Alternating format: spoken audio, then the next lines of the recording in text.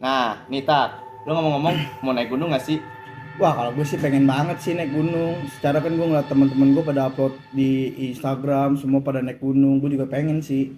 Nah, gue juga sih pengen naik gunung, soalnya gue juga belum pernah. Tapi gue takut kayak ada kejadian-kejadian hal aneh di hal horor.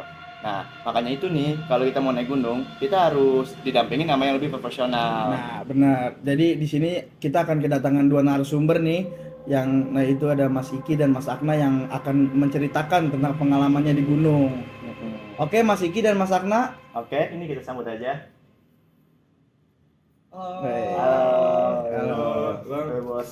Bang. Yoi. Oke, jadi nama gue itu Agna Putrasari ya, dan gue juga cukup sering dan berpengalaman lah ya dalam segi-segi naik gunung atau gimana gitu. Ya, boleh Nama dikenalkan. gua Pramudita Rifki Suara, biasa dipanggil Mbak Ikoi atau Iki. Gue juga sering naik gunung buat kayak ngelepas penat gua, kayak libur-libur kuliah gitu-gitulah. Pokoknya gue selalu naik gunung. Ngomong-ngomong, lu udah berapa kali tuh naik gunung tuh? Gue dulu apa dia dulu nih? Lu dulu. Oh, gue dulu. Iya, Oke. iya. Gua berapa ya? Sekitar berapa tuh? Gue lupa ya, 7 sekitar kayak 7 dah. 7 lah, 7 8 lah kayaknya. Baru dikit sih itu hitungannya. Iya. Sekitar 7 8 gitu. Kalau Mas Akna udah berapa kali? Sebenarnya sih kalau gue tuh udah 5 kali gue naik gunung. Oke, boleh diceritain pertama kali naik gunung ada kejadian-kejadian aneh atau apa gitu dari Mas Akna? Bentar nih, sebelum cerita ini boleh nggak dimakan? Boleh. Silakan. Kebetulan emang butuh yang seger-seger. Iya, benar. Kalau ini gue minum Boleh. Boleh. Gue minum bang ya. Ya, minum aja. Anggur kan bagus buat kesehatan nih, buat fisik, buat naik gunung bagus. Kalau untuk pengalaman gua naik gunung, jujur sebenarnya dulu itu waktu SMA gua tuh masuk ke pencinta alam. Jadi karena gua pesantren, jadi namanya santri pencinta alam. Nah disitulah gua mulai suka naik gunung, gua tahu cara-cara mendaki yang benar itu seperti apa, cara ngediriin tenda, sampai gue juga ya paham sedikit lah tentang how to survive di alam bebas gitu. Iya. Ini pengalaman apa nih? Ada kali mungkin di Pengalaman seru gitu. seru, horor kah atau apa yang Atau yang kayak lain-lain. nyedihin juga kali ya. Iya, boleh. mungkin kita sedih, senang di gunung. Kalau seru sebenarnya Seru banyak semua sih, sih, seru banyak. semua ya nggak sih? Banyak. Gue juga pernah, for your information nih, gue juga pernah daki naik gunung bareng Iko. Itu Gunung Sindoro ya. Sindoro. Sindoro. Itu juga seru karena kalau kalian naik gunung itu banyak pasti ada aja hal-hal random yang dimana tuh entah gimana gitu tiba-tiba tuh temen lu ngelakuin hal seperti itu gitu. Contohnya waktu gua naik sama Iko ini ke Sindoro, tiba-tiba ada anjing. Dia loncat ketakutan meluk temennya. Karena ada aja kayak ya hal-hal random yang bikin seneng. Terus cuman kalau menurut gue pribadi, gue senengnya gue naik gunung itu ketika perjuangan gue nih yang udah dari bawah gue capek-capek naik ke atas, ada apa ya, ada balasan dengan view yang indah gitu. Oh iya. Itu yang bikin gue seneng. Tapi selama naik gunung, ada nggak sih kayak kisah-kisah horor gitu kalau misalnya ketemu penampakan atau apa gitu? Gue tuh gak tau ya, gue tuh dari dulu tuh selalu mempertanyakan tentang hal-hal mistis, kayak sebenarnya tuh ini tuh ada apa enggak sih gitu kan. Sampai gue pernah uji nyali lah naik gunung juga. Salah satu tujuan gue tuh karena kan banyak kan cerita-cerita orang juga gue dengar-dengar dari siapa juga banyak. Cuman setelah gue buktiin gue naik gunung gitu, mau gunung manapun, gue tuh nggak pernah yang namanya dapat kejadian horor lah atau apalah. Cuman kalau untuk kejadian aneh gue pernah dapat, cuman ini nggak bisa dibilang horor sih. Waktu summit nih, perjalanan summit. Jadi perjalanan summit tuh Menuju ke puncak. ya dari camp kita menuju ke puncak. Itu tuh subuh kan. Kita berangkat tuh jam 4. Dan itu waktu gue naik bareng sama Iko ya. Iya di Sindoro. Jam 4 subuh kita baru naik tuh. Jam 4 kita berangkat karena ada beberapa teman gua dan teman Iko yang capek gitu. Jadi sebagian di belakang, dan gua tuh duluan. Gua kayak karena gua tahu nih, gua pengen buru-buru ngeliat kan. Lu sendiri? Gua sendiri Lu sendiri. gua sendiri Gue naik di ke belakang atas. sama temen-temen gue. Setelah gue sendiri, awalnya memang banyak nih ada orang, gue lihat ada Iya. orang, gue ngikutin, tapi gue susulin kan tuh orang-orang yang lagi berhenti, yang lagi jalan gue susulin. Iya. Terus adalah di satu tempat itu sebenarnya udah agak terang, cuman di situ nggak ada orang sama sekali, dan petunjuk pun juga nggak ada kan. Biasa waktu itu tuh petunjuknya tuh pakai pipa, terus ditaliin, Pita merah. ditariin pita merah atau oranye gitu kan. Iya. Penunjuk jalan. Buat petunjuk jalan, cuman gua nggak nemu nih. Akhirnya di situ gua kayak, karena di situ juga ada 2 jalan kan, kayak 2 jalan nih, kebagi 2, Bercabang gitu. ada kanan ada kiri. Oh. Di sini gua ngambil ke kiri. Nah terus karena nggak ada orang, gua di situ tuh kayak bingung kan, lah ini gua salah jalan apa gimana. Gua mau balik lagi juga udah lumayan jauh kan. Gua ngambil jalur yang kiri udah lumayan jauh. Nah dari situ tuh kayak adalah burung jalak hitam nih. Awalnya dia terbang dari belakang gua, tiba-tiba dia kayak mendarat di depan gua, bener-bener tep aja diem. Iya. Terus akhirnya gua tuh pernah keinget gitu, kalau misalkan ada jalak hitam diem, terus kita samperin kalau dia jalan, itu tuh katanya ngarahin Ngarahin kita ke jalan. jalan yang Nuntun. benar lagi, nuntun, Iya. biar nggak tersesat. Diterima lah di gunung itu dengan katanya kita orangnya yang sopan gitu, makanya kita dikasih petunjuk jalan sama si jalak hitam. Mitos di gunung kayak gitu. Iya. Rata-rata. iya. Rata-rata. Oke. Nah, akhirnya gua ituin tuh, gua sempat videoin juga si tragedi gua Jalak. dituntun jalak. Gua bener-bener itu jalak bener-bener gua samperin. Jadi ada jaraknya nih. Ini si jalak, ini gua samperin ke sini, jalaknya jalan. Itu Oh, nggak iya, terbang. iya. Dan setelah gua nemu jalan, ada lagi kayak ketemu jalan gitu. Iya.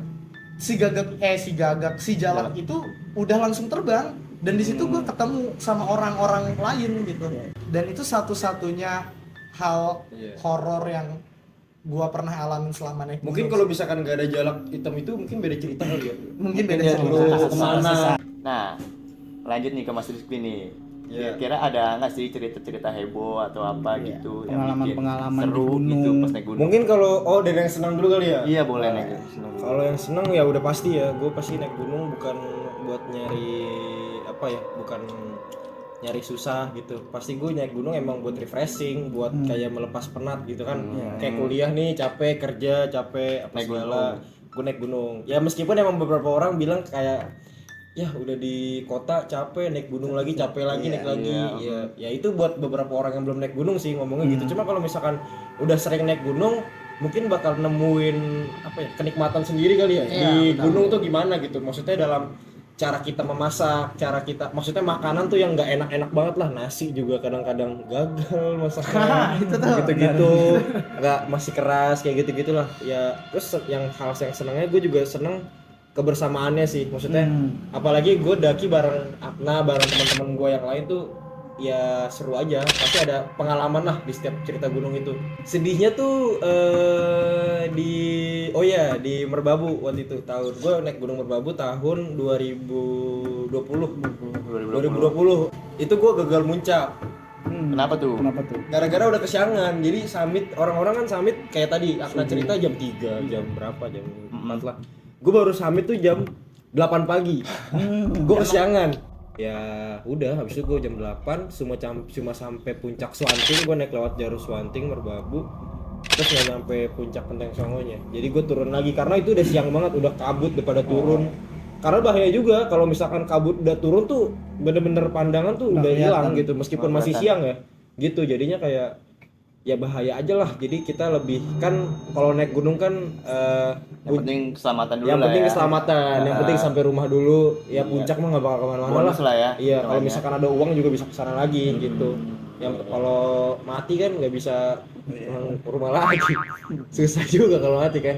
Nah, kalau ngomong-ngomong tentang gunung nih kan ada nih istilah hipotermia. Nah, dari keduanya tuh pernah gak sih ngerasain hipotermia atau pernah ngeliat di temen-temen pendaki lain yang hipotermia gitu? Nah, itu gimana tuh cara ngatasinnya? Jadi itu tuh gua kan ke Gunung Galunggung ya. Galunggung Tasik. Di mana Gunung tuh? Oh, Galunggung, Tasik. Tasik. Iya, Daerah Tasik. Ke situ. Nah, gua ngecamp di kawah saatnya. Iya, tahu gua. Nah, jadi itu tuh sebenarnya tuh kegiatan pendidikannya tuh 3 hari 2 malam. Nah di malam pertama kita itu tidur pakai flysheet doang. Di luar kita- tenda? Di luar tenda. Nggak pakai tenda, flysheet doang. Pakai plastik doang. Pakai Iya. flysheet doang. Itu nggak bahaya tuh. Hah? Nggak bahaya. Ya sebenarnya nggak dianjurkan, cuman Iya. namanya pendidikan ya. Hari kedua, di malam keduanya itu tuh gua disuruh bikin bivak alam. Nah, Apaan tuh? Bisa kalah. Dua kalam. bivak alam itu kita itu bikin tenda, tapi dari bahan-bahannya tuh dari alam itu sendiri. Di situ tuh posisinya emang karena belum terlalu punya ilmu untuk membuat bivak alam dan belum punya cukup pengalaman ya buat ngediriin bivak alam, jadi cacat lah bivak alamnya gitu. Dan posisinya waktu itu malam itu tuh hujan deras banget. Udah. Nggak badai, Nggak badai. cuman ya lumayan deres lah ya hujannya. Oh. Di situ baju gua semua baju gua, teman-teman gua yang masih siswa pendidikan basah Basah. dan gak dibolehin ganti baju. Bahaya banget dong Nah, itu. bahaya. Bisa Iya. nipu sih itu. Iya. Nah, teman gua ini pas tidur, jadi dia tuh sekelompok sama gua setenda lah, satu bivak alam. Tidur itu sekitar jam 3-an, dia tuh menggigil. Terus dia tuh menggigil, matanya tuh kayak apa ya? Melotot. Bukan Enggak dong. Masa melotot? Enggak dong. Kagak aja. Matanya tuh tatapannya kosong. Jadi kayak menggigil cuman gini. Terus gua tamparin tuh nggak nyaut, ngomong Iya, enggak iya. apa enggak. Wah, ini hipo. Parah. Di situ gua ketua kelompok juga di pendidikan itu, kan dikasih peluit tuh kalau ada darurat apa-apa, Iya, langsung bunyiin tiup, peluit 3 kali. Mm-mm. Gua bunyiin peluit 3 kali. Pokoknya pertolongan pertama di situ gua ngebakar tangannya Oh, pakai korek. pakai korek.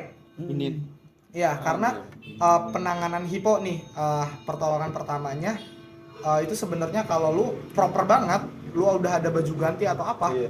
lu ganti semua bajunya. Nggak apa-apa, misalkan iya namanya di alam ya udah telanjangin aja gitu kan. Telanjangin aja, terus lu misalkan kalau bisa lu deketin ke api, kalau nggak ada api unggun ya lu bakar-bakar tangannya gitu pakai api. Iya. Atau lu bisa siram pakai air panas. Soalnya nggak bakal Pakai air berasa sih kalau lagi hipo tuh Kalau- bener. iya, nggak akan berasa. Iya, dia juga nggak bakal berasa. Terus akhirnya dari pihak panitia bawa air panas gitu kan. Terus bawain baju ganti juga. Pokoknya udah dievakuasi lah. Dan alhamdulillahnya aman. Iya. selamat. Selamat. Nggak Nggak ada.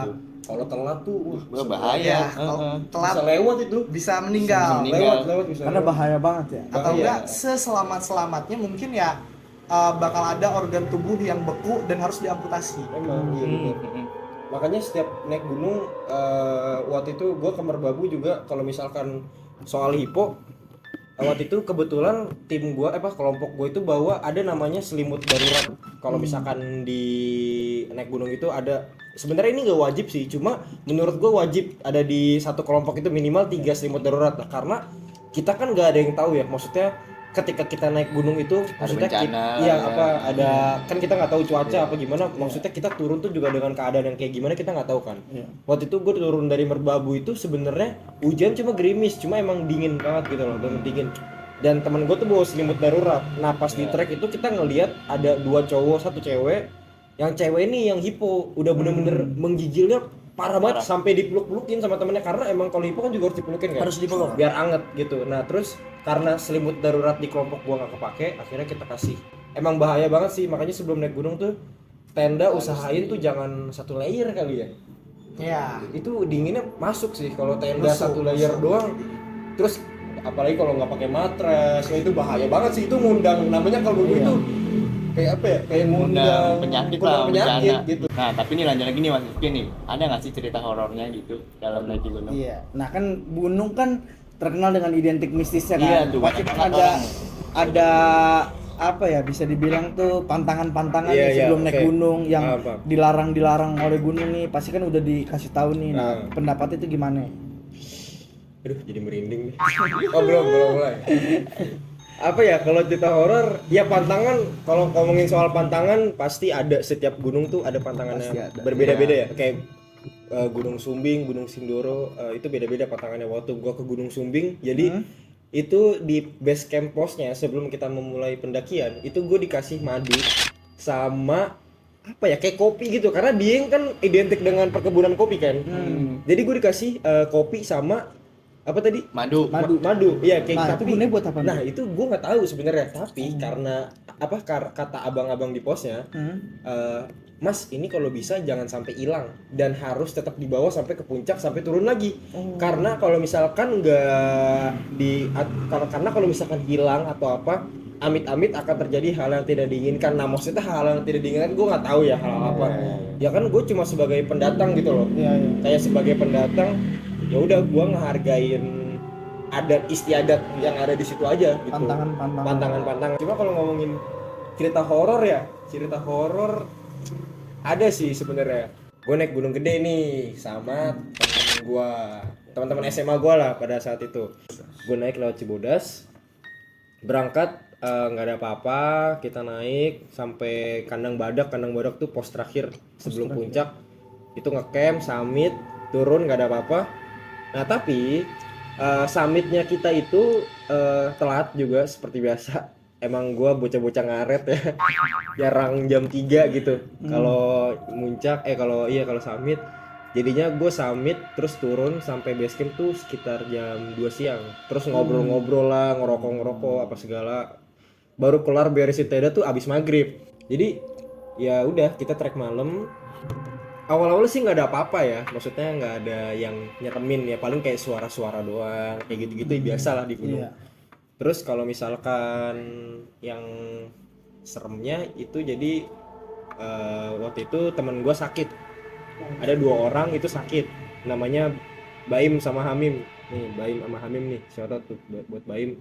Jadi sakitnya sakitnya itu kenapa ya? Gara-gara keseleo kakinya. Kalau si Hamim ini dia itu waktu itu nggak enak badan, soalnya posisinya sebelum dia naik gunung dia tuh baru selesai sakit banget, jadi baru naik, jadi mungkin nggak kuat ya gitu. Alhasil gue mikirin tuh sama teman-teman yang lain, ini gimana ya enaknya, apa kita buka tenda darurat aja di sini, besok pagi baru ngelanjutin.